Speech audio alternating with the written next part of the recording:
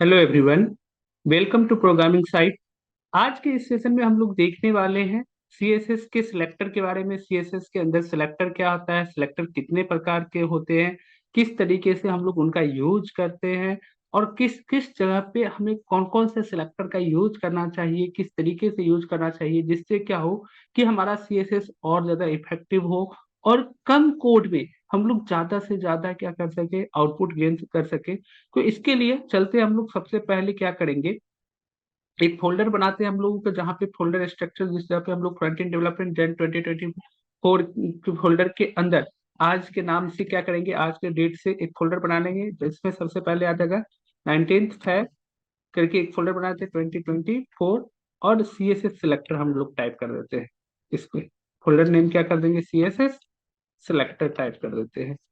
अब इसके अंदर भी हम लोग क्या करेंगे, तीन और फोल्डर असिस्ट नाम से असिस्ट नाम से एक फोल्डर बनाएंगे।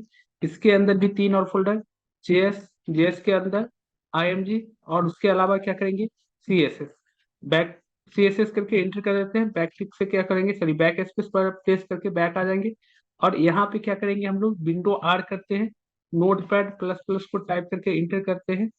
जैसे हमारे पास नोटपैड प्लस प्लस ओपन हो जाएगा, ठीक है।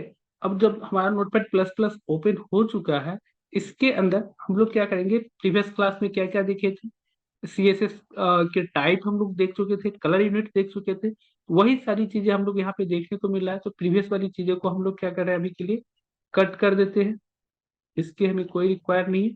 हम लोग एक अपना फाइल बनाएंगे, किस नाम से, फाइल में जाते हैं, सेव एज करेंगे, और किस नाम से फाइल बनाएंगे, 9 फरवरी नहीं, 19 Feb,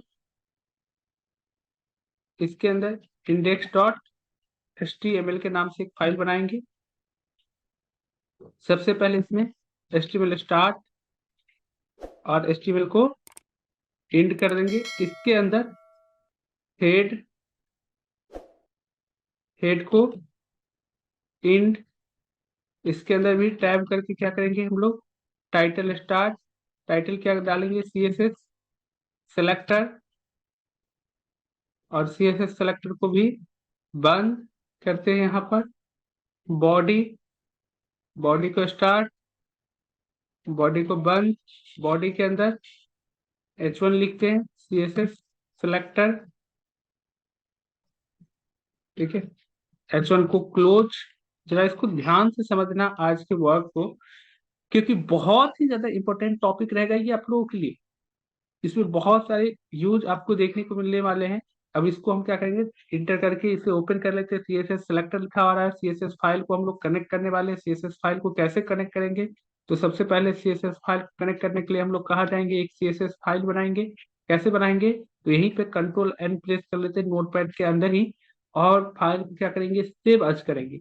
सेव एज करने टाइम ये ध्यान रखना कि फाइल हमारा कहाँ सेव हो रहा है, 19 फरवरी 2024 CSS सेलेक्टर के अंदर। हमें इस डायरेक्टरी के अंदर इस लोकेशन पे नहीं सेव करना है। जब भी CSS फाइल बनेगा तो कहाँ सेव होना चाहिए, CSS का जहाँ पे लोकेशन होगा CSS फोल्डर के अंदर सेव होना चाहिए। तो CSS फोल्डर के अंदर जाने के लिए असिस्ट को ओपन करेंगे। इसके अंदर CSS फोल्डर के ऊपर क्लिक करेंगे, और यहाँ पे फाइल का नाम हम पहले ही बता चुके हैं, style.css या main.css नाम से टाइप कर देना है और सेव करना है। .css जरूर देना है। HTML फाइल बनाना है तो .html देंगे, CSS फाइल बनाना है तो .css फाइल देंगे, एक्सटेंशन नेम JS बना रहे होंगे तो .js डाल देंगे। तो हम लोग बस एक्सटेंशन नेम डाल करके इंटर कर देते हैं। और यहाँ पे आप लोग को क्या करना है, जब भी CSS बनाना, तो हमें आज तो सिलेक्टर पढ़ना ही है। तो यहाँ पे देखो कि सबसे पहले H1 वगैरह का जो यूज करते हैं हम लोग, तो H1 क्या होता है, जो चीजें आप लोग क्या करते हो यहाँ पर टैग के रूप में लिखते हो HTML के अंदर, या एलिमेंट के रूप में जिस चीजों को आप लोग जानते हो, वही चीज आपको जैसे CSS के अंदर जाता है तो उसे हम लोग किसके रूप में जानेंगे, सिलेक्टर के रूप में जानेंगे, ठीक है।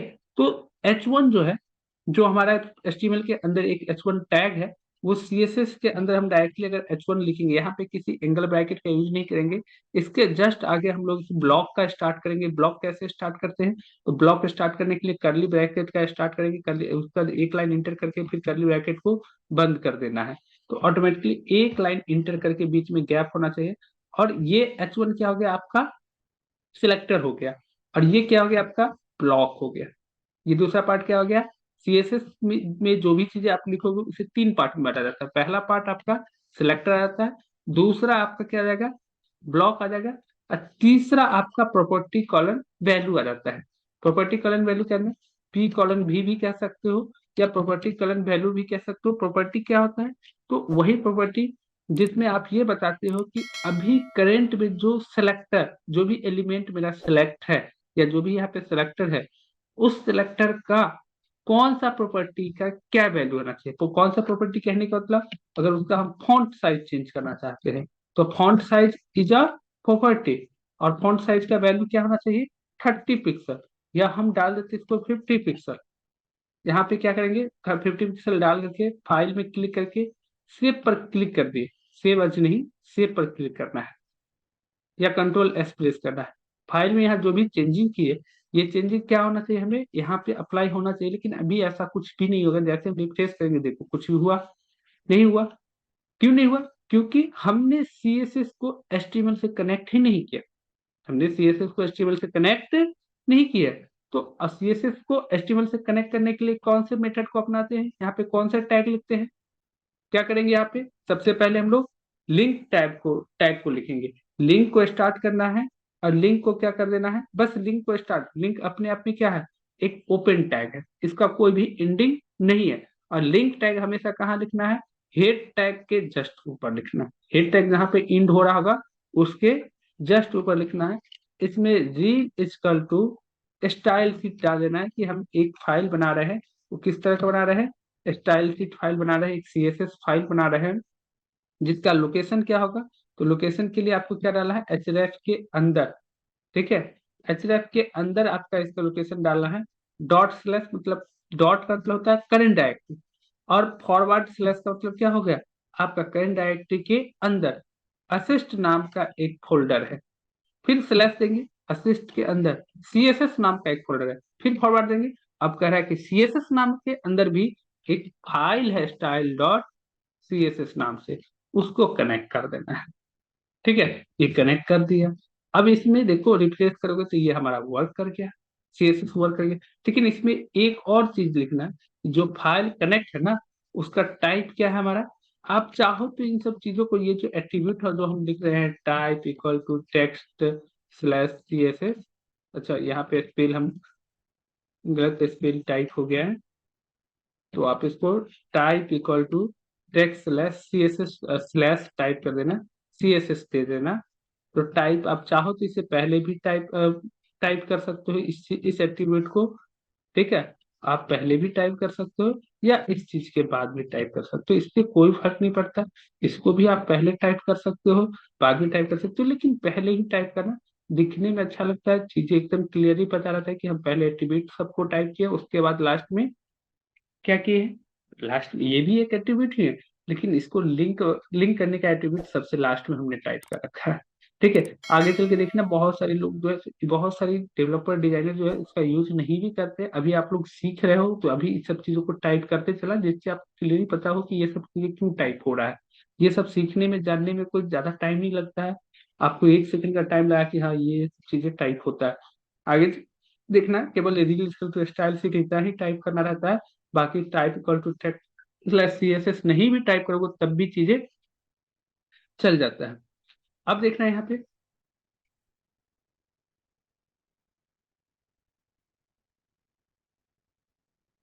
मेरा सीएसएस प्रॉपरली वर्क कर रहा है। अब सीएसएस के अंदर हम लोग क्या पढ़ रहे थे, सिलेक्टर के बारे में। तो सबसे पहला सिलेक्टर हम लोग क्या पढ़े, एक एलिमेंट सिलेक्टर होता है सीएसएस के अंदर। जो सबसे पहला सिलेक्टर हम लोग को देखने को मिलेगा वो कौन सा सिलेक्टर देखने को मिलता है, एलिमेंट सिलेक्टर मिलता है, सिंगल एलिमेंट, जिसमें आप पी लिख दिए तो पी के ऊपर H1 लिख दिए तो H1 के ऊपर वर्क कर रहा था।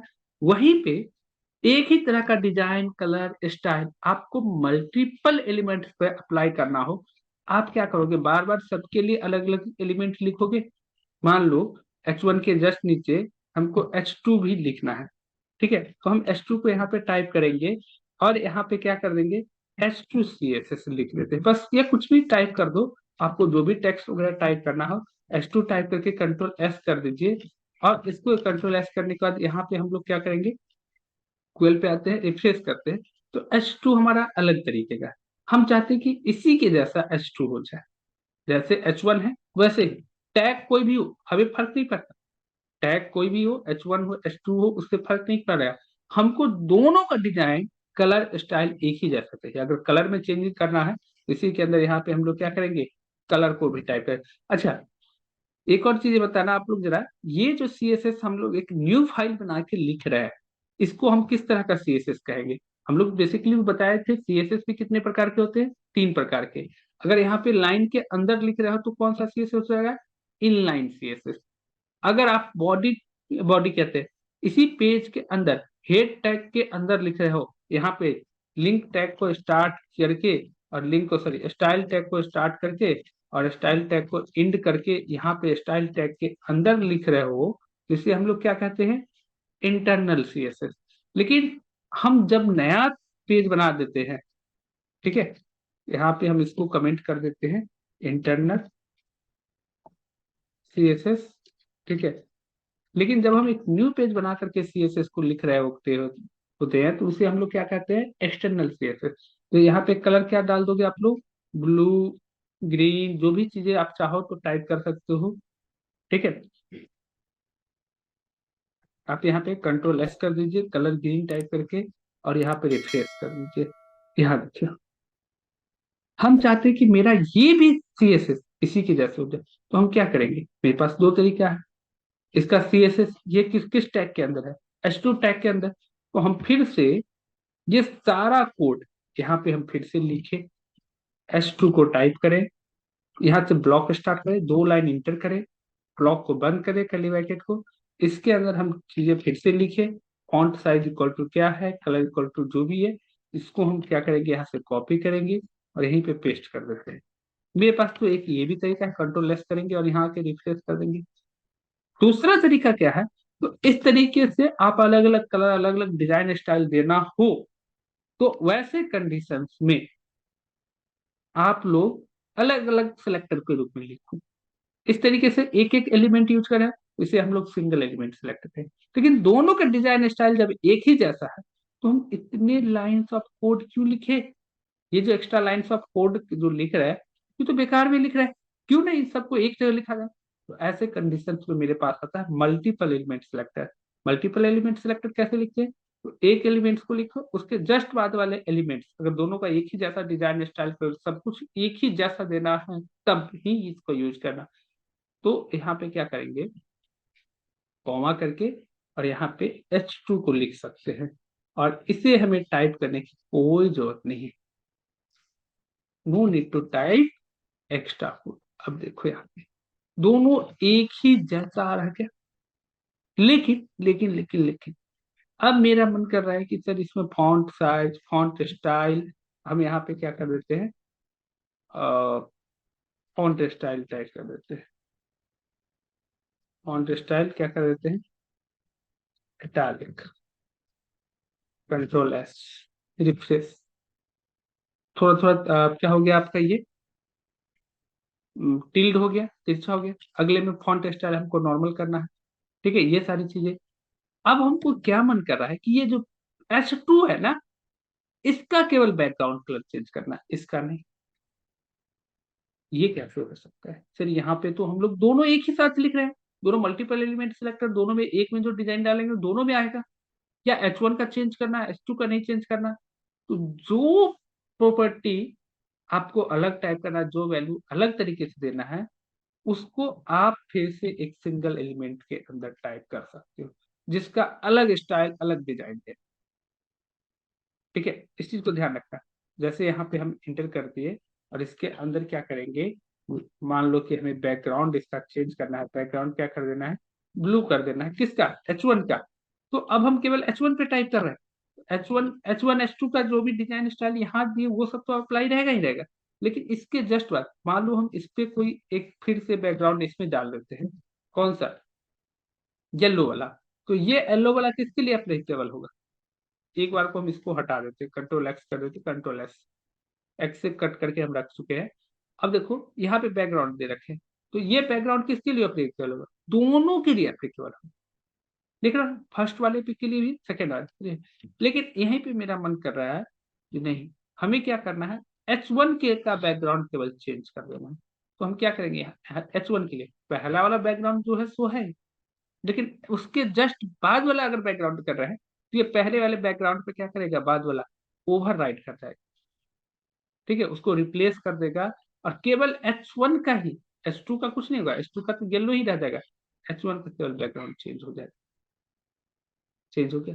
अब H1 का बैकग्राउंड चेंज हुआ तो हमें कलर मेरे मन लाइक नहीं आ रहा, तो हम H1 का कलर केवल चाहते हैं कि चेंज कर दो। ठीक है, कंट्रोल S कर देते हैं। देखो यहाँ पे, तो इस चीजों को समझ रहे हो आप लोग इजिली। तो यहाँ पे आप लोग समझ पा रहे हो कि सिंगल एलिमेंट सिलेक्टर क्या करता है, मल्टीपल एलिमेंट सिलेक्टर क्या करता है। सिंगल एलिमेंट, जब आपको केवल एक ही एलिमेंट के लिए कोई भी डिजाइन स्टाइल वगैरह अप्लाई करना हो तो सिंगल एलिमेंट। अगर एक मोर देन वन एलिमेंट पे आपको सेम डिजाइन स्टाइल कलर आपको अप्लाई करना हो तो कॉमा करके जितने भी एलिमेंट को आपको यूज करना हो, सब पे आप लोग अप्लाई कर सकते हो। जैसे मान लो कि मेरे पास यहाँ पे फिर से पी टैग आ गया, तो पी टैग के ऊपर आप, हम यहाँ पे केवल टाइप करते this is a paragraph 1।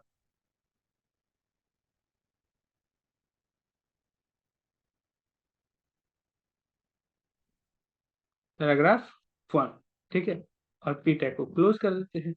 Same ऐसा ही काम हम सेकंड वाले के साथ करते हैं, पैराग्राफ 2 कर देते हैं। बस इतना सा ही अंतर रखने चाह रहे हैं हम, इससे कुछ ज्यादा नहीं।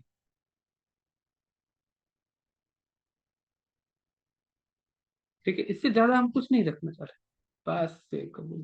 देखिए इसके ऊपर, अच्छा, पी टैग को हम लोग यहाँ पे इसी के अंदर टाइप कर देते हैं, कॉमा डाल करके पी टैग। कुछ करना पड़ा, मल्टीपल एलिमेंट की वजह से सारे पे एक ही जैसा एलिमेंट अप्लाई हो गया, एक ही जैसा डिजाइन कलर स्टाइल सब अप्लाई हो गया। अब यहाँ पे एक प्रॉब्लम, ठीक है, हमें पी टैग को अलग स्टाइल डिजाइन चाहिए, तो हम फिर से यहाँ पे नीचे पी टैग को लिखेंगे। अब पी टैग पे हम क्या टाइप करने वाले, दोनों को एक ही साथ टाइप कर लेगा, बीच में माउस ले जाके इंटर कर देना। फॉन्ट स्टाइल, ठीक है, या फॉन्ट वेरिएंट, फॉन्ट वेट। चलिए फॉन्ट वेट ही क्या करते हैं, बढ़ा देते हैं, थोड़ा सा बोल्ड कर देते हैं। पी टैग को अब कोई नहीं कहेगा कि पैराग्राफ कटेगा, सब कहे क्या कहेगा, इसी के अकॉर्डिंग चल रहा है, H1 या H2 का ही कोई टैग। ठीक है, इस तरीके से आ रहा है। अब यहाँ पर एक चीज निकल के आता है मेरे सामने कि ये तो हम लोग सिंगल एलिमेंट मल्टीपल एलिमेंट के थ्रू कर लिए, हमें ये पी टैग अलग तरीके से लिखना था, दूसरा वाला अलग तरीके से लिखना है। ठीक है, ये सही है। चलो मान लो हम इसके अंदर नहीं भी लिखते, कहीं और लिखते, तो एक पी टैग का फॉन्ट वेट हमको बोल्ड रखना है, दूसरे पी टैग का फॉन्ट वेट हमको चेंज करना है। और क्या हमारे वेब पेज पे एक ही पी टैग होगा, दो ही पी टैग होगा? वहां पर तो मल्टीपल पी टैग हो सकते हैं, मल्टीपल H1 हो सकते हैं, मल्टीपल H2 हो सकते हैं, मल्टीपल डिप टैग होंगे, मल्टीपल स्पेन टैग होंगे। मतलब कहने का मतलब क्या है मेरा यहाँ पे, कि एक ही तरह के बहुत सारे टैग्स एक जगह पे हमें देखने को मिलेगा। वैसे कंडीशन में हम लोग क्या करेंगे, जब हमें एक ही तरह का बहुत सारे टैग्स अगर देखने को मिल रहा होगा, तो वैसे कंडीशंस में हमारे पास एक नया सिलेक्टर आता है। वो सिलेक्टर कौन सा है हमारा, क्लास सिलेक्टर है। ठीक है, वो सिलेक्टर कौन सा होगा, अच्छा मेरे पास यहाँ पे एक और सिलेक्टर पहले से दिया गया है, स्टार एलिमेंट। स्टार एलिमेंट के बारे में भी हम लोग थोड़ा सा पढ़ ही लेते हैं, उसके बाद आगे चलेंगे। स्टार एलिमेंट सिलेक्टर को कभी भी सबसे टॉप में लिखना, जितना भी सिलेक्टर वगैरह लिखे होंगे इसके ऊपर लिखना, जिसको star element is also known as universal selector. Star element को हम लोग क्या करेंगे, स्टार सेलेक्टर को हम लोग यूनिवर्सल सिलेक्टर के रूप में जानते हैं, स्टार एलिमेंट मत पढ़ना यहाँ पे, स्टार सेलेक्टर को हम लोग यूनिवर्सल सिलेक्टर के रूप में जानते हैं। यहाँ पे जो भी चीजें अप्लाई करोगे ना, जो भी डिजाइन कलर स्टाइल कुछ भी अप्लाई करोगे, जितने भी आप टैग लिखे होगे इसके अंदर, चाहे पी हो, H1 हो, डिव टैग हो, स्पिन टैग हो, एंकर टैग हो, IMG टैग हो, BR टैग हो, HR टैग हो, सब के लिए ये अप्लीकेबल होगा। तो कभी भी स्टार एलिमेंट के अंदर हम लोग क्या करते हैं, यहाँ पे जरा देखना एक बार को, जितने भी हम लोग टैग लिखे हैं, डिजाइन कलर जो भी स्टाइल दिए, सब क्या कर रहा है, आपस में कुछ डिस्टेंस मेंटेन कर रहा है। लेफ्ट से भी कुछ गैप मेंटेन कर रहा है, टॉप से भी कुछ गैप मेंटेन कर रहा है, ऊपर से भी। क्या ये जो गैप आ रहा है, क्या ये हमारे लिए रिक्वायर है? ये गैप तो हमारे लिए इसकी कोई नीड नहीं, हमें तो इसका कोई नीड नहीं है। हमें क्या करना चाहिए, ये सब गैप हमें रिक्वायर नहीं है। तो ऐसे में स्टार एलिमेंट को हम लोग क्या कहते हैं, इसके अंदर मार्जिन नाम का एक प्रॉपर्टी टाइप करते हैं। मार्जिन, जो पेज के चारों तरफ आप लोग मार्जिन प्रोवाइड करते हो ना, नॉर्मली आप लोग अपने अपनी नोटबुक पे क्या करते हो, टॉप में, लेफ्ट में, बॉटम में मार्जिन प्रोवाइड करते हो, लेकिन राइट साइड से मार्जिन नहीं प्रोवाइड करते होगे वहां पे। यहाँ पे तो मार्जिन हम लोग क्या करेंगे, 0 पिक्सल कर देते हैं। 0 पिक्सल का मतलब क्या होगा, कि top, bottom, left and right, चारों तरफ से क्या करेगा, आपको 0 0 0 पिक्सल। बेसिकली मार्जिन वगैरह जो चलता है ना, वो टॉप से चल रहा होता है पहले, उसके बाद राइट चलता है, फिर बॉटम आता है, उसके बाद फिर लेफ्ट जाता है, जैसे घड़ी के आकार में चल रहा होता है। ठीक है, ये मार्जिन जब प्रॉपर्टी हम लोग सीएसएस के अंदर पढ़ेंगे वहां पे बहुत अच्छे से। तो मार्जिन को क्या करो, चारों तरफ से 0 पिक्सल कर दो आप लोग, और यहाँ पे रिफ्रेश कर दीजिए। अब ये जितने भी सीएसएस थे, जितने भी एलिमेंट थे, ये सबके ऊपर ये मार्जिन एप्लीकेबल कर दिया। तो कभी भी स्टार एलिमेंट के अंदर वही सारे प्रॉपर्टी को लिखना, उन्हीं सारे प्रॉपर्टी का वैल्यू लिखना, प्रॉपर्टी लिखना, जो सबके लिए अप्लीकेबल होगा। तो कॉमन आता है यहाँ पे दो तीन चीजें, एक मार्जिन और दूसरा पैडिंग। आगे चल के हम लोग बॉक्स साइजिंग और एक दो और आता है वैल्यू यहाँ पे, प्रॉपर्टी आता है जिसका वैल्यू, प्रॉपर्टी कॉलम वैल्यू यहाँ पे हम लोग टाइप करना देखेंगे, उनका यूज भी देखेंगे, प्रॉपर्ली प्रैक्टिकल भी करके देखेंगे।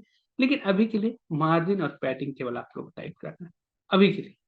आगे चल के हम लोग पढ़ेंगे बॉक्स साइजिंग, तो उसका भी देखेंगे, और भी आता है, आफ्टर बिफोर भी आता है, वो सूडो एलिमेंट्स वगैरह पढ़ेंगे तब हम लोग देखेंगे। तो सूडो एलिमेंट, सूडो क्लास, ये सब चीजों का भी यूज होगा।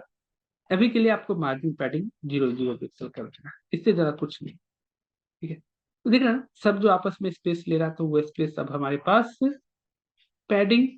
पैडिंग क्या होता है, अब किसी भी बॉक्स के इनर में जो गैप होता है वो पैडिंग कहलाता है। मार्जिन क्या होता है, आउटर गैप कहते हैं। ठीक है, जैसे नोटबुक पर आप लोग पैराग्राफ लिखते हो ना, तो वहां पे क्या होता है, नोटबुक पर कोई भी पैराग्राफ वगैरह लिखते हो, कई बार होता है, तो ये मान लो कि हमारा पेज है यहाँ पे। ठीक है, बड़ी सिंपल तरीके से देखना है यहाँ पे, ये हमारा नोटबुक का पेज है, ये पूरा। और इस पेज के ऊपर आपके पास मार्जिन रहता है जी, इतना से मार्जिन छोड़े रहते हो लेफ्ट से, टॉप से भी इतना सा मार्जिन छोड़े रहते हो। ठीक है, बॉटम से थोड़ा सा मार्जिन आप लोग छोड़ते हो, पेज पे छोड़ा रहता है, राइट में मार्जिन रहता ही नहीं है। आप जो भी कंटेंट होता है ये हाथ से लिखते हो ना, ऐसे ऐसे ऐसे ऐसे, इस तरीके से। लेकिन कई बार आप लोग क्या करते हो, कि ये चीजें तो सही है, कोई कोई ऐसा पैराग्राफ होता है जो यहाँ से न लिख करके थोड़ा आगे से लिखते हो, कई बार ऐसे करते हो।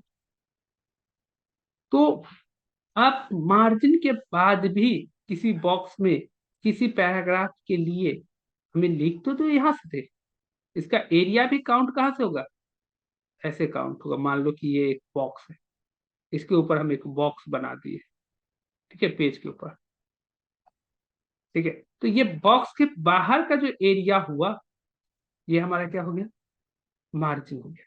लेकिन इसके इनर में जो आप गैप प्रोवाइड कर रहे हो, ये बॉक्स का जो लाइनिंग है, बॉक्स की लाइनिंग के अंदर का जो गैप प्रोवाइड कर रहे हो, ये आपका क्या है, पैडिंग है। ठीक है, किसी बॉक्स के आउटर लाइन के बाहर में जो भी गैप प्रोवाइड कर रहे हो, इसके ऊपर से जो गैप प्रोवाइड किए, या फिर राइट से जो प्रोवाइड किए, बॉटम से, लेफ्ट से जो, मतलब आउटर एरिया में जो भी गैप प्रोवाइड कर रहे हो, that is margin. And inner area में जो आप गैप प्रोवाइड कर रहे हो, दैट इज पैडिंग। ठीक है, तो मार्जिन पैडिंग के चैप्टर में हम ये चीज पढ़ेंगे फिर से एक बार। लेकिन अब जो बेसिकली आपको जानना चाहिए था चीजें, वो आप जान गया। ठीक है, तो इसको हम लोग क्लियर करते हैं। चलिए, अब देखिए यहाँ पे नेक्स्ट क्या आता है, हम लोग ऑल एलिमेंट सेलेक्टर को भी समझ चुके हैं। अब यहाँ पर आई थिंक आप लोगों को कोई इशू नहीं होगा। तो अब हम लोग चलते हैं नेक्स्ट सेलेक्टर के ऊपर। नेक्स्ट सेलेक्टर हमारा कौन सा आ जाता है, क्लास सेलेक्टर और आईडी सेलेक्टर। तो आईडी सेलेक्टर क्या होता है, देखो अभी हम जस्ट क्या बताएं, एक ही तरीके का आपको क्या होता है, बहुत सारा टैग लिखना होता है। पी टैग जब लिख रहे हो तो बहुत सारे पी टैग हो सकता है, H1 टैग लिखोगे तो बहुत सारे H1 टैग होते हैं। तो यहाँ पे आपको सारे टैग के बीच में क्या करना है, किसी एक पी टैग को अलग स्टाइल, अलग डिजाइन देना है। आपके पास पी टैग बहुत सारे हैं, ठीक है, लेकिन किसी एक का अलग स्टाइल, अलग डिजाइन देना है। वैसे में आपको अपने टैग को एक आईडी देना होगा, एक यूनिक आईडी देना होगा। जैसे मान लो मेरे पास एक और पी टैग यहाँ पे हम कर दो, तो बहुत सारा पी टैग आ गया मेरे पास, 3 आ गया, इसका 4 आ गया, इसको 5 कर देते हैं।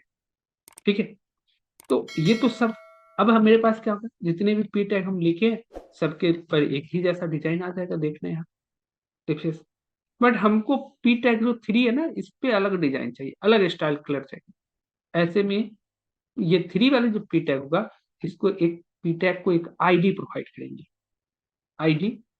और आईडी नाम का एक एट्रीब्यूट यहाँ पे टाइप करेंगे, उसके अंदर आईडी हम लोग कुछ भी प्रोवाइड कर देंगे, पैरा 3 कर देते हैं आईडी। इसका आईडी हम क्या टाइप करेंगे, पहले ही 3 नंबर से मत स्टार्ट करना कभी भी, किससे स्टार्ट करोगे, टेक्स्ट से स्टार्ट करोगे। और ये जो आईडी होता है हमारा, इस आईडी को हम कभी भी क्या करते हैं, सीएसएस के अंदर कैसे लिखेंगे, तो एक हैशटैग साइन के थ्रू लिखेंगे। किसके थ्रू लिखेंगे हम लोग, यहाँ पे एक हैशटैग साइन दे देंगे आईडी लिखने के लिए, हैशटैग। और जो भी वहां था उसको हम कॉपी करके ले आए, पैरा 3। तो आईडी को किसके द्वारा डिनोट किया जाता है, हैशटैग साइन के थ्रू डिनोट किया जाता है। यहाँ पे स्टार्ट करेंगे, करली ब्रैकेट को स्टार्ट और एंड करेंगे, इसके बीच में हम क्या करेंगे, यहाँ पे सिंपली टाइप कर देंगे। अब इसके ऊपर जो भी आपको फॉन्ट साइज स्टाइल कलर चाहिए आप डाल सकते हो, फॉन्ट साइज 20 पिक्सल, ठीक है।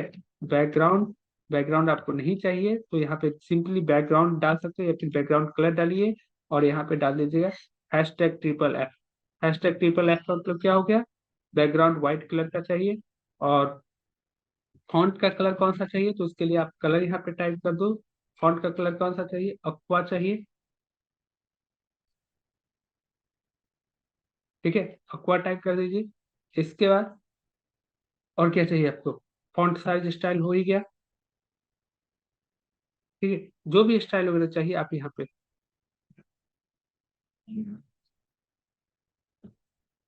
अभी VS कोड स्टार्ट नहीं किया तो VS कोड का भी कुछ नहीं बताएंगे। जैसे यहाँ पे Ctrl+S कर लेते हैं हम लोग, #पैरा3, और यहाँ रिफ्रेश कर देते हैं। क्या हुआ, वर्क नहीं कर रहा है,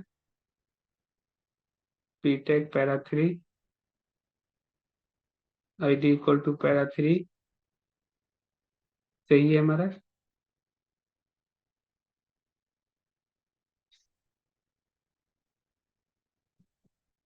वहां पे एक एक्सटेंशन नोटपैड++ वाला डाउनलोड कर लेना, यही शॉर्टकट के काम कर जाएगा VS कोड के अंदर। पैरा 3 सही तो है।